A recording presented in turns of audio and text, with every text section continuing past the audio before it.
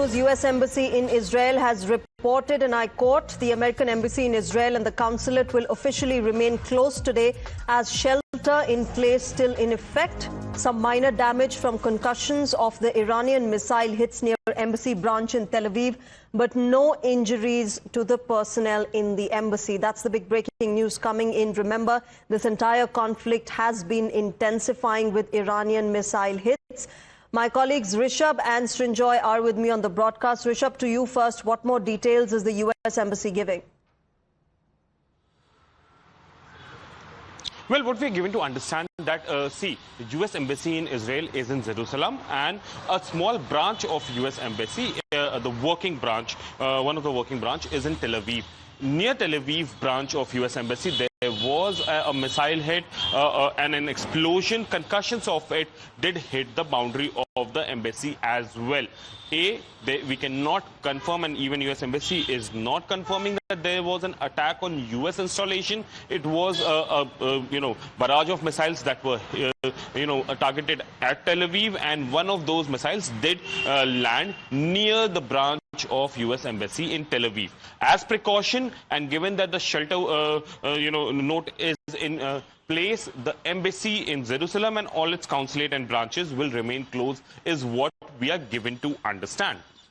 Right. Srinjoy, if I can understand from you, the fact that this entire conflict has now been deepening, America continues to say that we will not get directly involved yet. You have Prime Minister Netanyahu thanking and confirming American support in this entire attack against Iran. How do you see this moving forward, considering the fact that now Iran is making retaliatory attacks, and that includes the U.S. Embassy as well?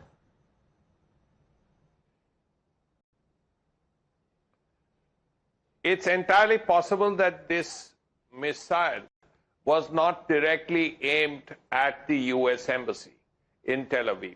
Because if you're firing a barrage of missiles, one of them could well veer off the path and hit something close to the embassy.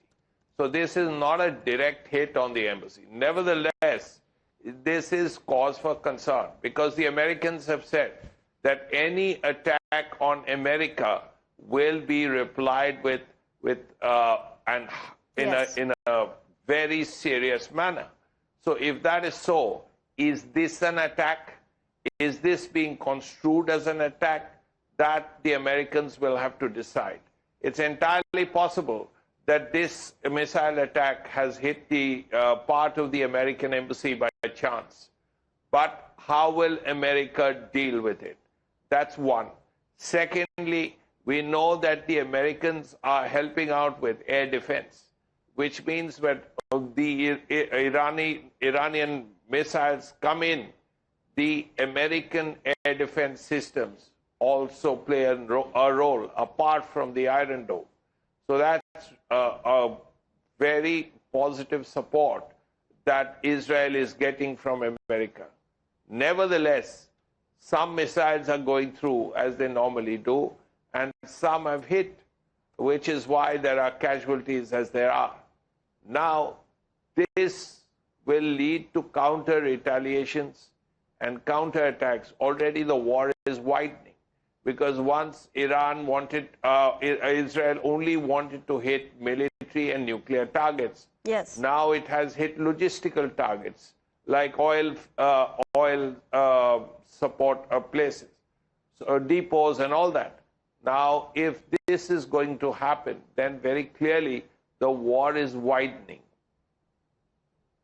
Right, Srinjoy, of course, this is in fact going to be rather long-term conflict that we are seeing. We'll, of course, have to wait and watch how America responds to this entire conflict. But as far as the latest strikes by Iran are concerned, Rishabh, we also had reports of the Haifa oil refinery being struck by Iranian missiles today. What more do you have on these fresh retaliatory strikes on part of Iran?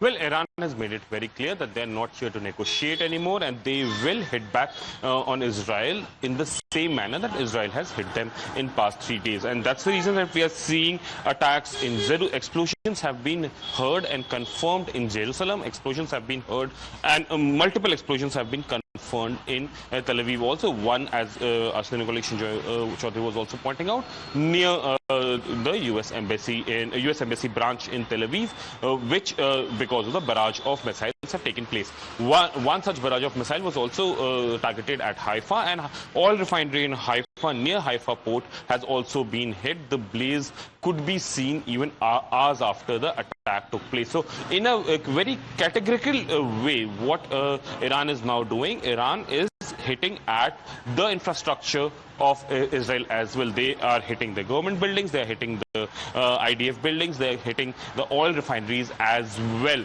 Sooner or later, Iran's plan is to hit the establishment of Israel as well, and they are trying their best to target these places. And that's the reason that, explosion in Jerusalem is not something which is common.